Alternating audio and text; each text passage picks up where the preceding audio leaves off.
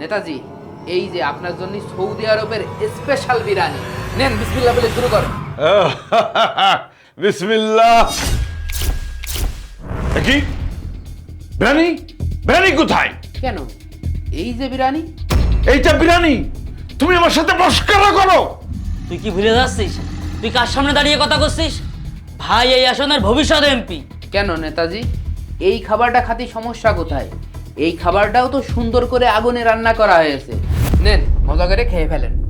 তুই কি আমার সাথে ফাইজলামি করিস? এই ইট বালি সিমেন্ট খাওয়া যায়? কেন খাওয়া যাবে না কেন? বছরের পর বছর আপনারা তো এইগুলো খেয়েই বাইসে আছেন। মানে তাহলে শোনেন, তাহলে এখন কি করব? যেখানে যে চাঁদা নিতিস ডবল বাড়িয়ে দে।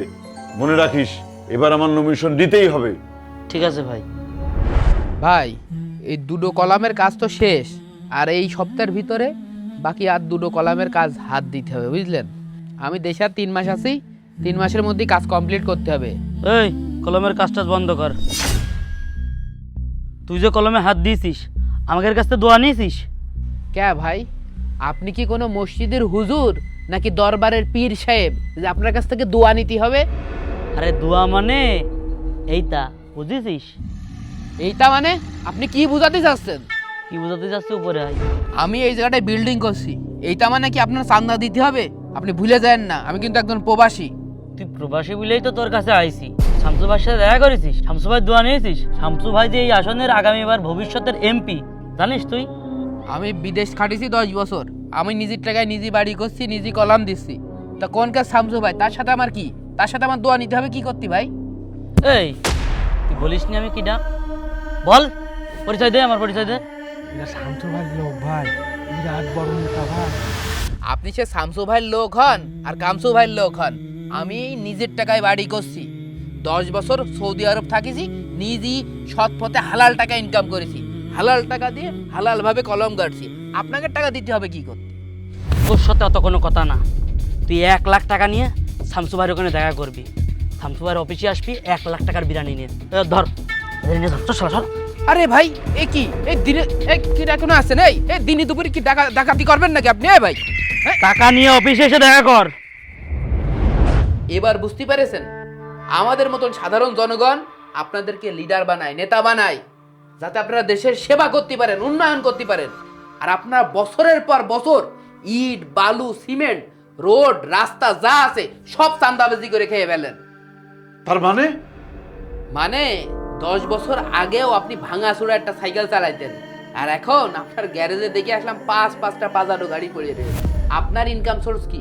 একজন ভ্যান চালক তো সে ভ্যান চালিয়ে খায়, আপনি কি করে খান? আপনার ছেলে আমেরিকায় পড়াশোনা করে, এত টাকা আপনারা কোথায় পান? কোথা থেকে আসে এত টাকা আপনার? কোন সরকার সর্বোচ্চ কয় টাকায় বা আপনার বেতন দেয়? তুই কিন্তু খুব বেশি বুঝে ফেলাইছিস। তোর কিডনি খুলে তোর গাল দিয়ে চালিয়ে দিবানে। এই তুই কি বলতে চাচ্ছিস? কি বলতে চাচ্ছিস তুই? আপনার এই সামসা কি করেছে জানেন? আমি 10 বছর সৌদি আরব ছিলাম, ভাবলাম দেশে এসে সুন্দর একটা বাড়ি বানাবো।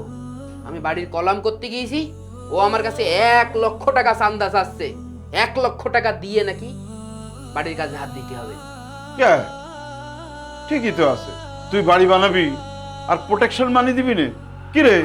হ্যাঁ ভাই, আপনি ঠিকই বলেছেন। প্রোটেকশন মানি? সেটা আবার কি? ও, তুই যে প্রোটেকশন মানি দিচ্ছিস সেটা তো আমি তোর ফেরত দিয়ে দেব, বুঝতে পারিস? বুঝিসনি? ধর আমি সামনে ইলেকশন করব, তোর বাড়ির মেম্বার কয়জন? 10 জন। ভোটের সময় আমি প্রত্যেকরে 10,000 করে টাকা দিয়ে ভোটটা কিনে নেব। তার মানে কত? 10-10 কে 1 লক্ষ টাকা তুই পেয়ে গেলি। তার মানে এখন যে টাকা তুই প্রোটেকশন দিচ্ছিস, প্রোটেকশন মানি হিসাবে দিচ্ছিস, সেই টাকাটা ভোটের সময় তুই পেয়ে গেলি। তাহলে তোর প্রোটেকশন মানি অ্যাডভান্স দিলি আমারে। বুঝতে পারিনি? হ্যাঁ, না মানে নেতা হওয়ার জন্য কোনো যোগ্যতারই দরকার হয় না, আর সামসা হওয়ার জন্য কোনো যোগ্যতারই দরকার হয় না। সাদা একখান পাঞ্জাবি পরে নিলি, পায়জামা পরে নিলি কি নেতা হয়ে যাওয়া যায়? একটা নেতার যে আদর্শ আছে, একটা গুণ আছে, এইটা কি আপনাদের ভিতরে আছে? আপনারা টাকা দিয়ে ভোট কেনছেন না, টাকা দিয়ে জাহান্নামের আগুন কেনছেন। আমি ঠিকই করেছি, আপনাদের ইট বালি সিমেন্ট খাতে দিয়েছি, আপনারা এইটা খাওয়ারই যোগ্য। কারণ আপনারা মরে গেলে তো জাহান্নামের আগুন খাবেন, তার আগে দুনিয়াতে ইট বালি সিমেন্ট খাওয়া প্র্যাকটিস করেন।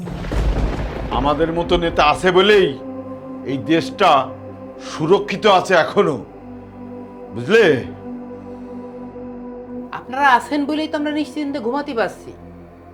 আপনারা যে নেতা হয়েছেন, যদি বাংলাদেশে ইউনিয়নের মেম্বার, চেয়ারম্যান, এমপি হওয়ার জন্যই যদি কোনো পরীক্ষা থাকতো, তাহলে আপনাদের মতন মানে লাস্ট বেঞ্চের স্টুডেন্টরা কোনো সময় নেতা হতে পারত না, আর আমাদের দেশটা সুন্দর হইতো।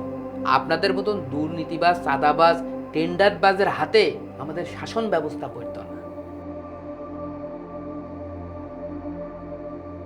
আমার এই তিতে কথাগুলো আপনাদের ভালো লাগলে আমল করেন, তাহলে একটু জান্নাতে যেতে পারবেন। তা না হলে এই যে আপনাদের জন্য ইট বালি সিমেন্ট রেখে গেলাম, এগুলো খাওয়া প্র্যাকটিস করেন, আর আল্লাহর কাছে জবাব দেওয়ার অপেক্ষায় থেকে।